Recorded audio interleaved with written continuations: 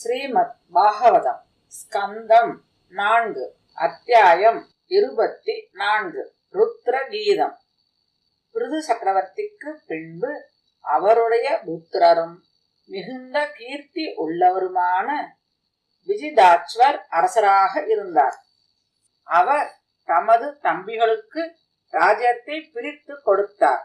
எப்படி என்றால், ஹரியத்வருக்கு கிழக்கு திக்கையும், தூம்ரகேசருக்கு தெற்கு திக்கையும், விருகர் என்பவருக்கு மேற்கு திக்கையும் கொடுத்தார்.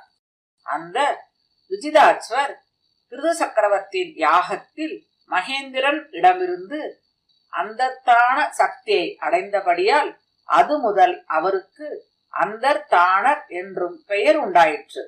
அவர் சிகண்டினி என்னும் ஸ்திரீனிடத்தில்